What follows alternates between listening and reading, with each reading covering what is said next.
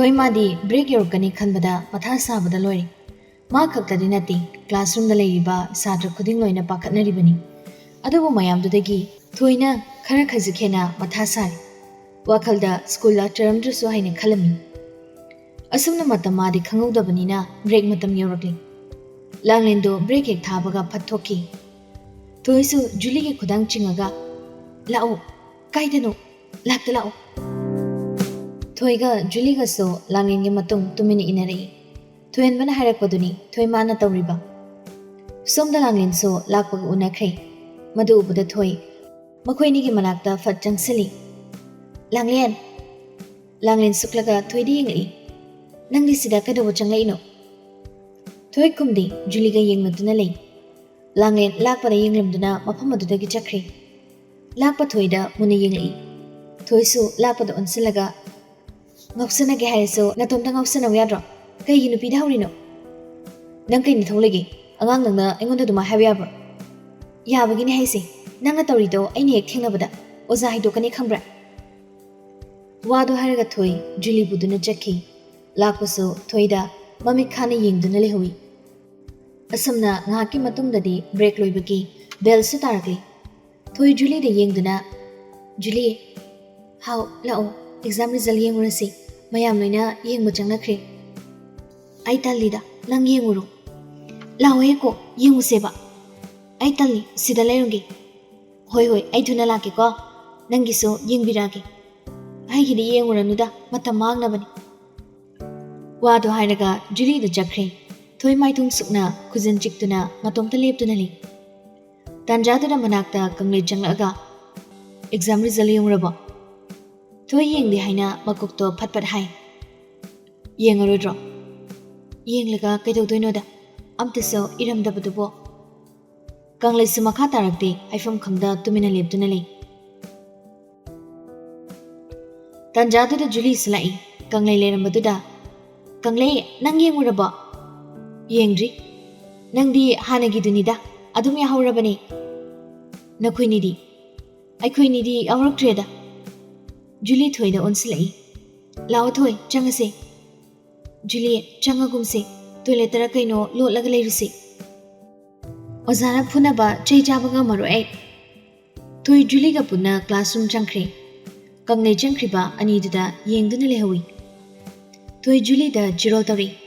Julie ai bag se puraga tumin thokrage. Yarohe ozana khanglaga aduni hena phuni.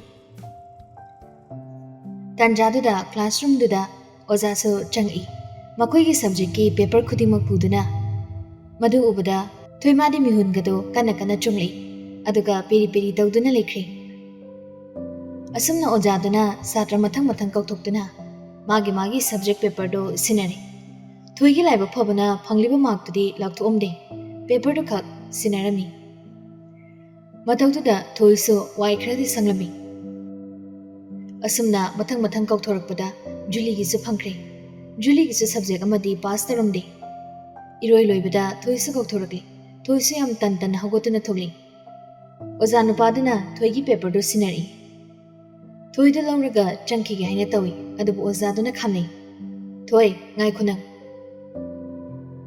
Thoi suktoklaga chatlambadu japlepi. Satra mayam do thoi da loini yingli. Phangliba satra mayam gi mark sidagi nang ison choli. Khazikara ka somanadi adumaina phangadi kamaina yadoiba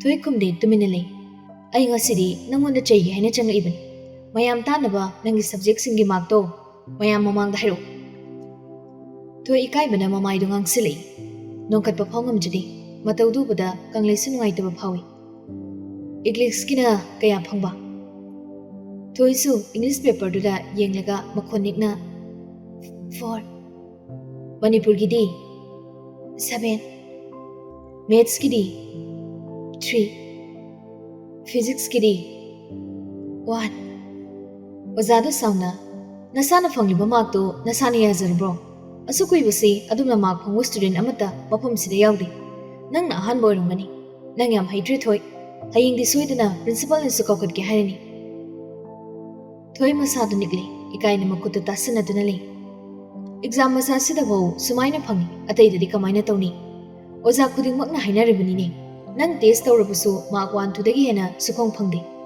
Oza singna thina chaire phure nangona kaimta changdi. Nang lairik supa pade haiba natro madunadi yaroi. Class 10 kaba phangloi ko. Mayam amana mark wangna phangba ngamlaga nangna karigi ngamloiduno honadabagini. Lairik paba tanbagini. Ikai dabra ha ngasi nangna phangliba mark tuga mayamna phanglisiga. Thoi mamai da sumluktha ayo khidori. Yare cham. Hayeng dine nangi parents pura kala kadabni school da. Thoi su tamna changlaktuna magi phampham da mamai lukthaduna phami. Ozaduna mayam tana balauri. Ngasi se school gi oiba aruba meeting amale aduna school sudi tharani. Minute ahum mari ngai bell tarani ko. Wado haraga ozadu thokre. Thoi oza hek thokibaga bag tuda mamai upsinduna hiki kap thokre.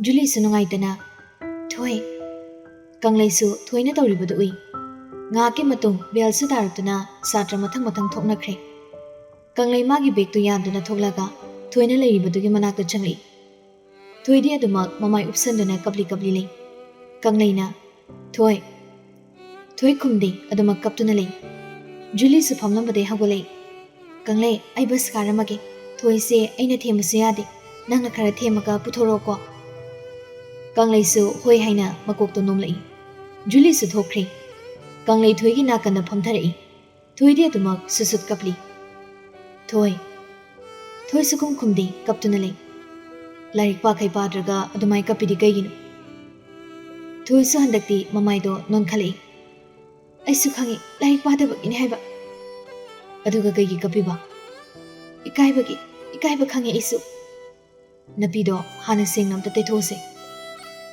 Thoi mapi da thui kapagi saruknya lari koina pamana phai haudangai exam mayam mawali aduna honaraga loi chinda laibagi wan pahabata diyam haitaba ngakta aina phone tor o haikiba natro number do makhre aduini kamaina makhre ba Thoi khumlakti tuminali Kanglai magi bag tagi pen loktoga chemajit amada Magi number do iduna pi. Se handakti manghalanu. Thoi su pira ibado tapna lawi. Law bus ngairamani. Nang thomo. Puna thokminarase. Ai ngahakta kaphogi geba. Kapagane lairik harakadaba nate. Law. Thoi makha tarakti magi lairik singdo bag thapchili. Aduga yansinduna. Law. Somna thoin busu school gi gate mapandale. Machanapi bu lawba lakpani. Langlen su thuen bagi nakanda tungi adubuma gari du thaudi Langlen ni masado isaw sawningna mamai lei thuktuna lei School manung dagi Kanglai ga thoiga thukminari Thuen ba suri thuen ba maithung suklap tawi Langlen su Kanglai ga thoiga punbadu ubada isaw sawning ani do jumring bus ta ka khatkre Thuen ba hojikta suklap tawduna gari da thokre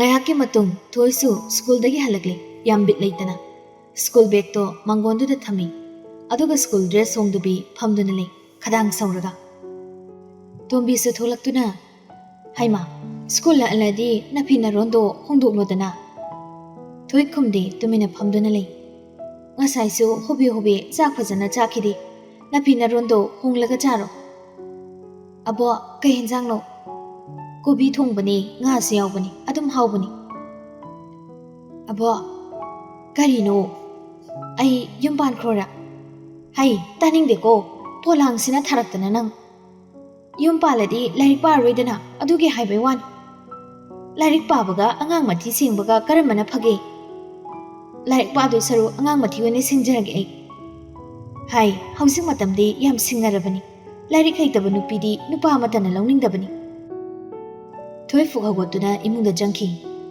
tawrisi ngone school gi like house su mapanda hundoktuna thanamise hai like house loksalune nangbo lairik paba suktan ba ngang sim karino aina mangunda lairik tamhaline tawrise magi mawsiga pahakko purada poni wado hairamaga tombi polangdo paiduna maninglomda chakhi Thoi su mapanda chak thangdori aduga makut hamduna chak to chai ꯃꯊꯟꯇꯁꯨ ꯃꯨꯔꯨꯝ ꯃꯨꯔꯨꯝ ꯁꯣꯜꯂꯤ ꯃꯁꯤ ꯈꯪꯗꯅ ꯑꯩꯗꯤ ꯅꯍꯥꯟꯅ ꯂꯥꯏꯔꯤꯛ ꯇꯝꯃꯣꯏ ꯍꯥꯏꯖꯕꯅꯤ ꯃꯣꯏꯅ ꯑꯩꯉꯣꯟꯗ ꯂꯥꯏꯔꯤꯛ ꯑꯁꯨꯛ ꯌꯥꯝ ꯇꯝꯍꯟꯅꯤꯡꯉꯤꯁꯦ ꯀꯩꯒꯤꯅꯣ ꯈꯪꯗꯦ ꯊꯣꯏ ꯆꯥꯛꯇꯣ ꯃꯌꯥꯝ ꯑꯃ ꯆꯥꯊꯣꯛꯂꯒ ꯋꯥꯈꯜ ꯅꯨꯡꯉꯥꯏꯇꯕꯅꯤꯅ ꯆꯥꯛ ꯑꯝꯇ ꯆꯥꯎ ꯌꯥꯗ꯭ꯔꯦꯗ ꯇꯟꯖꯥꯗꯨꯗ ꯊꯣꯏꯍꯟꯕꯁꯨ ꯃꯈꯣꯏꯒꯤ ꯁꯨꯃꯥꯡꯗ ꯒꯥꯔꯤ ꯊꯧꯖꯤꯜꯂꯛꯏ ꯃꯗꯨ ꯎꯕꯗ ꯊꯣꯏ ꯃꯆꯤꯟꯅ ꯇꯞꯅ ꯁꯣꯜꯂꯤ ꯂꯥꯡꯂꯦꯟꯒꯤ ꯋꯥ ꯍꯪꯕ ꯂꯥꯛꯏ ꯑꯣꯏꯔꯝꯃꯤ ꯐꯣꯟꯗ ꯀꯣꯛ ꯍꯪꯂꯁꯨ ꯌꯥꯕꯗꯨꯗ ꯁꯤꯗ ꯑꯃꯨꯛ ꯂꯥꯛꯏ ꯊꯣꯏꯍꯟꯕꯁꯨ ꯒꯥꯔꯤꯗꯨ ꯈꯪꯂꯝꯗꯨꯅ ꯃꯉꯣꯟꯗ ꯀꯥꯔꯛꯏ ꯑꯦꯛꯖꯥꯝ ꯀꯃꯥꯏ ꯇꯧꯔꯕ ꯂꯥꯡꯂꯦꯟꯗꯤ ꯐꯥꯔꯁ ꯇꯥꯕꯅꯤ ꯂꯥꯡꯂꯦꯟꯒꯤ ꯍꯪꯕ ꯅꯠꯇꯦ ꯅꯪꯒꯤ ꯍꯪꯕꯅꯤ ꯊꯣꯏ ꯈꯨꯝꯗꯦ ꯁꯨꯃꯥꯡꯗ ꯀꯨꯝꯊꯗꯨꯅ ꯃꯈꯨꯠ ꯍꯥꯝꯃꯤ ꯑꯗꯨꯒ ꯕꯦꯒꯇꯒꯤ ꯄꯦꯄꯔꯁꯤꯡꯗꯣ ꯂꯧꯊꯣꯛꯑꯒ ꯊꯣꯏꯍꯟꯕꯗ ꯄꯤꯔꯛꯏ ꯁꯤꯗ ꯌꯦꯡꯉꯨ ꯑꯩꯉꯣꯟꯗ ꯍꯪꯂꯛꯑꯅꯨ ꯈꯨꯝꯕ ꯇꯜꯂꯦ ꯌꯥꯝ ꯊꯣꯏꯍꯟꯕ ꯄꯦꯄꯔꯗꯨꯗ ꯌꯦꯡꯉꯤ ꯑꯗꯨꯒ ꯃꯃꯤꯠ ꯁꯨꯛꯇꯣꯛꯂꯒ ꯊꯣꯏꯗ ꯌꯦꯡꯂꯛꯏ ꯊꯣꯏꯁꯨ ꯃꯣꯃꯣ ꯅꯣꯛꯁꯤꯟꯅꯗꯨꯅ ꯖꯦꯔꯣꯗꯤ ꯑꯝꯇ ꯐꯪꯗꯕꯅꯤꯗ ꯑꯩꯁꯨ ꯍꯣꯏꯅꯦ ꯅꯣꯏ ꯀ꯭ꯂꯥꯁꯇꯨꯗ ꯅꯪꯅ ꯃꯥꯔꯛ ꯏꯋꯥꯡ ꯋꯥꯡꯉꯝꯃꯅꯤ ꯇꯧꯔꯤꯁꯤꯗꯤ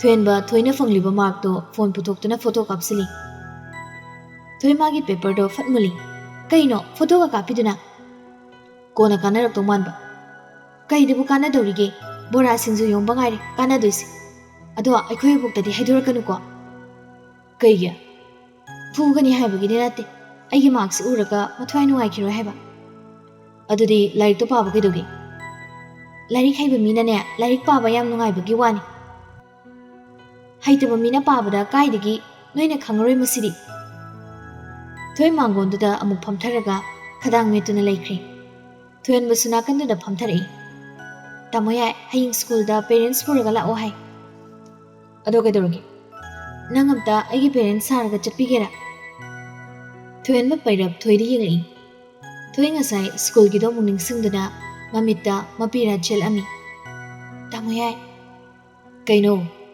ꯑꯩ ꯂꯥꯏꯔꯤꯛꯇꯤ ꯌꯥꯝ ꯍꯩꯅꯤꯡꯉꯤ ꯉꯁꯥꯏ ꯁ꯭ꯀꯨꯜꯗ ꯑꯣꯖꯥꯅ ꯉꯥꯡꯂꯛꯄꯗꯣ ꯑꯩ ꯌꯥꯝ ꯏꯀꯥꯏꯖꯩ ꯊꯋꯥꯏꯁꯨ ꯅꯨꯡꯉꯥꯏꯇꯦ ꯀꯞꯁꯨ ꯌꯥꯝ ꯀꯞꯅꯤꯡꯉꯤ ꯄꯨꯟꯁꯤꯗ ꯑꯗꯨꯃꯥꯏꯅ ꯏꯀꯥꯏꯕ ꯑꯩ ꯑꯝꯇ ꯊꯦꯡꯅꯗ꯭ꯔꯤ ꯁꯥꯇ꯭ꯔ ꯃꯌꯥꯝꯗꯣ ꯑꯩꯉꯣꯟꯗ ꯂꯣꯏꯅ ꯅꯣꯛꯅꯔꯝꯒꯅꯤ ꯑꯗꯨꯝꯅ ꯊꯤꯅ ꯑꯣꯖꯥꯅ ꯉꯥꯡꯂꯤꯉꯩꯗꯗꯤ ꯑꯩ ꯂꯥꯏꯔꯤꯛꯁꯦ ꯑꯔꯣꯏꯕꯗꯤ ꯍꯦꯛꯇ ꯄꯥꯔꯒꯦ ꯁꯤꯅꯤ ꯑꯗꯨꯒ ꯌꯨꯝꯗ ꯌꯧꯔꯒꯅ ꯍꯦꯛꯇ ꯇꯜꯂꯛꯏ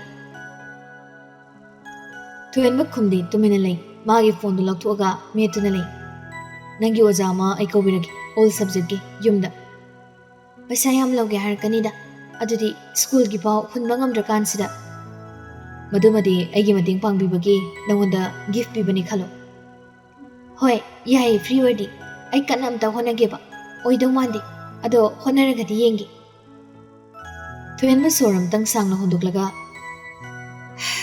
ꯉꯁꯥꯏ ꯂꯥꯡꯂꯦꯟꯒꯤ ꯀꯔꯤ ꯇꯧꯕ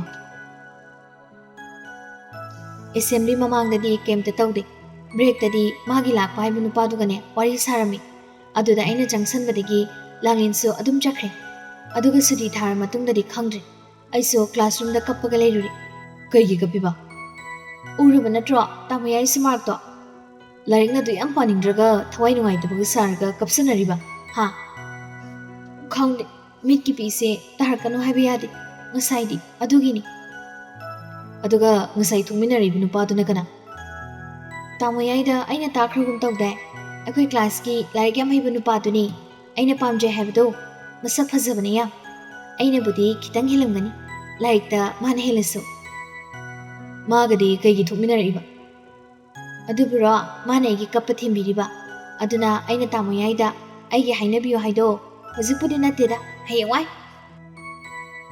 ꯅꯪꯅ ꯑꯩꯁꯦ ꯀꯩꯅꯤ ꯍꯥꯏꯅ ꯈꯟꯒꯦ ꯑꯗꯨꯒꯨꯝꯕ ꯋꯥꯗꯣ ꯑꯩꯉꯣꯟꯗ ꯍꯥꯏꯗꯣ ꯑꯩꯁꯦ ꯅꯕꯨꯡꯒꯨꯝꯕꯅꯤ ꯅꯕꯨꯡꯒꯨꯝꯕꯗꯕꯨ ꯑꯗꯨꯝꯕ ꯋꯥꯗꯣ ꯍꯥꯏꯅꯕ꯭ꯔꯣ ꯑꯩꯗꯤ ꯈꯟꯗꯦ ꯏꯕꯨꯡꯒꯨꯝꯕꯅꯦꯅ ꯊꯣꯏꯍꯟꯕ ꯊꯣꯏꯗ ꯁꯨꯛꯇꯨꯅ ꯌꯦꯡꯂꯛꯏ ꯑꯗꯨꯗꯤ ꯀꯩꯅꯤ ꯍꯥꯏꯅ ꯈꯜꯂꯤꯕ ꯅꯪꯗꯤ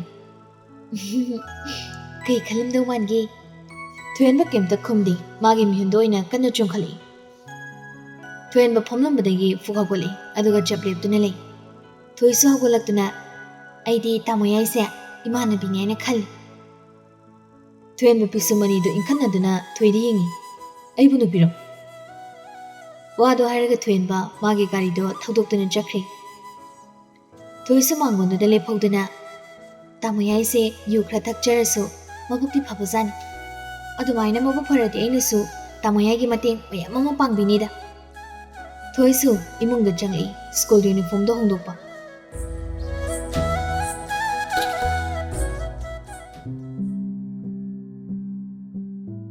Somda thoinba mayumda changlabi langlinoi school tamna direct lai gari da thauduna. Handak marak se thoinba yu thakpadi khare halle pura hanba makti nati. School do makoi gi ozarabaso nongmata thoinbana hanne yengludi. Adabu manga sidi school gi principal aduga unaba lai. School da laktuna ma lakpagi maramda phajana thigalami. School da warning yamna charaba misaka musu erami. Lakpado thoinbana ozadu da haiduna lakpabu school dagi tantoknaba wafam kara sinarami. Ozadu su thoinbana haibadumak yaraklami. Masigi matung thoinba school dagi tholaga atopa thabak mafam kayada chatlami aduga su yengsalami. Matam kuina chahi kaya yengsaludraba thabak ngaktani mana yengsinba horaklibado.